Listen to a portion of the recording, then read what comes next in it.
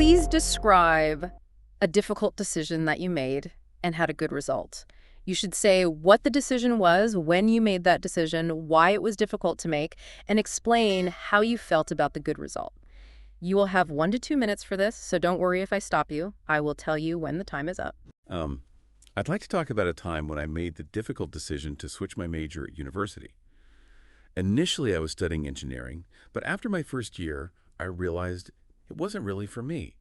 After a lot of thought, I decided to switch to business studies. This is about 3 years ago.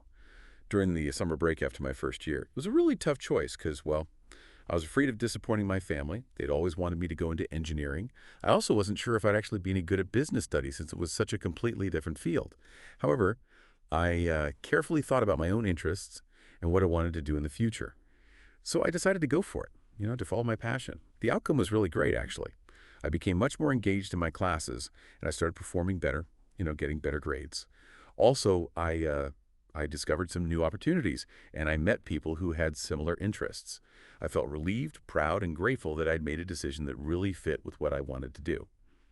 Looking back, I think stepping out of my comfort zone was the best thing I could have done. Okay, so that was a solid Band-Aid response, right? What were your first impressions?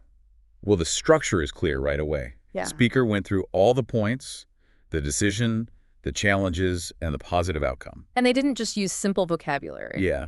Words like reflection, aspirations, and stepping out of my comfort zone show they have a pretty good vocabulary. Okay, so we have a well-structured answer with decent vocabulary, but we want to see how to get that Band 9. Yeah, that's where things get really interesting. But before we jump to that, let's hear how this test taker handles part 3. That's the follow-up questions, right? Exactly. It's designed to see if you can go deeper, analyze, and express your own opinions. It's where you really show those critical thinking skills. Not just describing personal stuff, but actually going further. The examiner dives into some part 3 questions here, sticking with the theme of decisions. So let's listen. Now let's talk about decisions in general. Do advertisements influence consumers' decisions? Definitely. Advertisements has a big impact on what consumers choose because, well, they're designed to grab your attention and make you want things. Companies use, eye-catching visuals, persuasive language, and emotional storytelling to make their products seem better. Like food commercials often show these really delicious-looking meals that make you crave them even if you weren't even hungry before. Many people make impulsive purchases just because ads create a sense of urgency, like you have to buy it now, or exclusivity, like it's a limited edition. Who do young people like to ask for advice when making decisions? Well, young people usually turn to their parents, friends, or even mentors when they need advice. Parents, because they have more life experience, they can offer, practical guidance, especially for big decisions like choosing a career or managing money. Friends, on the other hand, provide more emotional support and perspectives you can relate to, which makes them a good source for advice on relationships or social stuff. Some young people also seek advice from teachers or online sources when making more academic or career-related choices. Okay, so we're starting to get a sense of this test taker's communication style, right? They're giving clear explanations, good examples, and their grammar is good. It's a solid performance, definitely hitting those key criteria for a good score. Let's keep listening and see if they keep this up as the examiner goes deeper. Do you think it's necessary for kids to make as many decisions by themselves as much as they can? Yes, I think allowing children to make decisions is really important for them growing up because it helps them become more independent and confident. By making choices, children learn how to weigh pros and cons, solve problems, and take responsibility for what they do. For instance, letting kids decide how to spend their pocket money teaches them about being responsible with money. However, parents should still, offer guidance, especially with big decisions, to make sure that kids don't make mistakes that could have a negative impact on them later in life. Do you think some people can make decisions without asking for advice from others? Yes. Some individuals prefer making decisions on their own, especially if they're very confident and experienced. Like an entrepreneur who has been in business for years, they might just rely on their instincts and past experiences rather than asking for advice from others. However, while making decisions independently can be good, it's also important to think about different perspectives because they can give you valuable insights and help you avoid potential mistakes. It's interesting, right? They're able to look at both sides of the argument. They're not just giving a yes or no. That's important for a higher band score. You need to show that you can consider multiple perspectives and explain them clearly. Do you think young people are easily influenced by others when they make decisions? Why or why not? Yeah, I think many young people are influenced by others, especially their friends and family, because they care about fitting in and being accepted. Peer pressure is a big factor, whether it's about clothes, social activities, or even career paths.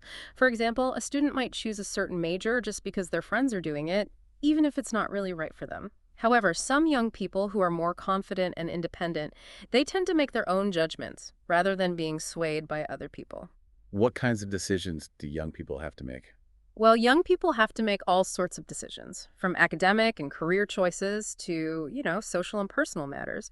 For example, they need to decide what subjects to study, which university to go to, and what career path to follow. They also face smaller but still important decisions like managing their time, choosing friends, and balancing their studies with, like, hobbies and stuff. All these decisions play a big role in shaping their future and how happy they are overall. So that was a complete Part 3 performance at a Band 8 level. It's a solid foundation, but how do we level up to a Band 9? That's what we're going to explore next. Right. We'll hear a Band 9 answer to those same questions and then break down what makes it stand out. All right, so we just heard what a Band 8 performance sounds like for both Part 2 and Part 3 of the IELTS speaking exam. Now, let's hear a Band 9 response to those same questions and see what takes it to the next level. Ready to be impressed? Oh, absolutely. I'm so curious to hear how this next test taker elevates their answers. It's all about those little details and nuances, right? Exactly. It's those subtle things that really make a difference. Let's find out. Here's our second test taker, tackling the same Part 2 question about a difficult decision with a positive outcome. Please describe a difficult decision that you made and had a good result. You should say what the decision was, when you made that decision, why it was difficult to make, and explain how you felt about the good result. You will have 1 to 2 minutes for this, so don't worry if I stop you. I will tell you when the time is up. Let me see. One of the toughest decisions I've ever had to make was quitting my first job to go for a master's degree abroad. You see, at the time, I had a pretty stable job with decent pay, and I felt, comfortable where I was. But I started to realize that getting more education would open up, like way better opportunities for me down the line. So I made this decision about 2 years ago after like months of thinking it over. It was a really hard decision because it meant leaving behind that financial security and stepping into the unknown, basically. Plus, convincing my family wasn't easy at all. They were worried about all the risks involved, like being so far away from home and the financial burden of studying overseas. But after doing a ton of research and careful planning, I just decided to take a leap of faith. I enrolled in a master's program abroad. And the result, well, it was so rewarding, honestly. My degree really boosted my career prospects, broadened my perspective on the world, and I was able to build a network of people from all over. I felt this huge sense of accomplishment, knowing that the risk I took totally paid off. It was a life-changing experience, really. It reinforced my belief in trusting my gut and, taking those calculated risks for personal and professional growth. Wow, that was such a powerful response. It was like listening to a motivational speaker or something. Yeah, I know, right? The way they use vocabulary like stepping into the unknown, taking a leap of faith, transformative experience was so impressive. But it wasn't just about using fancy words, right? No, definitely not. They wove in those personal stories and their emotions, which made it so much more real and relatable. Yeah, you could really feel their struggle and their doubt, and then ultimately their success. I think this is such a good example of how using storytelling can take your IELTS speaking to the next level. It's about making that human connection with the examiner. Exactly. Think about the examiners listening to so many answers. You want yours to stand out, to be memorable, and a good story is the best way to do that. All right, so we've seen how powerful language and storytelling can be in the Part 2 response. Now, let's see how this test taker tackles the Part 3 questions, the more complex ones. Remember, it's the same questions as before, going deeper into the topic of decisions. And as we listen, pay attention to those subtle differences, those things that set a Band 9 performance apart. It's all about the analysis, going deeper, and connecting ideas to a bigger context. Okay, let's jump back into the exam room and see what happens. Now let's discuss decisions in a broader sense. Do advertisements influence consumers' decisions? Oh, absolutely. Ads are incredibly powerful when it comes to shaping consumer behavior. They create that emotional appeal, highlight the benefits, and use, psychological tactics like scarcity, that idea that something is running out, or social proof, like everyone else is buying it, so you should too. For example, think about a smartphone ad, right? They'll show off all these cool features, maybe even a celebrity using it. That can make people really want that new model, even if their old phone is still working just fine. And then you've got all those digital marketing strategies like personalized ads and influencer endorsements, which make those ads even more persuasive by targeting your individual preferences. Wow, did you catch that? They didn't just say advertisements are influential. Right. They explained exactly how and why, even giving specific examples of marketing techniques. And they even brought up digital marketing strategies. That shows they're on top of current trends and how they impact consumer behavior. It's like they're showing a much deeper understanding of the whole topic, not just scratching the surface. It's really impressive. Exactly, and that's what examiners are looking for, that ability to think critically and make those connections. Let's hear how they answer the next question. Remember, the examiner's now going to ask, who do young people like to ask for advice when making decisions? Well, young people usually turn to a mix of people, family, friends, mentors. It really depends on what kind of decision they're making. Parents tend to give, that wisdom and long-term guidance, especially when it comes to things like education and finances. Mentors like teachers or people working in a specific industry offer that specialized knowledge that can help with, figuring out a career path. But friends are there for that emotional support and like social validation, making them the go-to source for, more personal decisions and lifestyle choices. And of course, in this digital age, tons of people turn to online platforms for advice. They're checking out forums, videos, even AI-based tools to help them make informed decisions. I'm noticing a pattern here. They're consistently giving these really thoughtful answers, acknowledging different perspectives, and backing them up with good examples. It's like they're having a conversation with the examiner, really engaging with the questions in a meaningful way. And the way they brought in the impact of technology, mentioning those AI-based tools for making decisions, that shows they get how information is changing and how it influences the choices we make. Those little additions are what make a Band 9 response shine. It's about showing a broad range of knowledge and connecting it to the topic. Okay, I can't wait to hear what they say next. Let's see if they keep up this level of insight. Do you think it's necessary for kids to make as many decisions by themselves as much as they can? Yeah, I do. Giving children the chance to make their own decisions helps them develop independence, critical thinking, and confidence. When kids have that freedom to make choices, whether it's picking their hobbies, deciding how to spend their allowance, or figuring out solutions to small problems, they build those essential problem-solving skills and learn to be accountable for their actions. But, there needs to be a balance.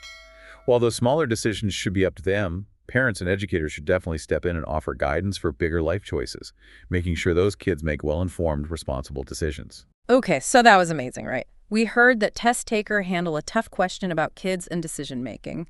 What did you think about their response?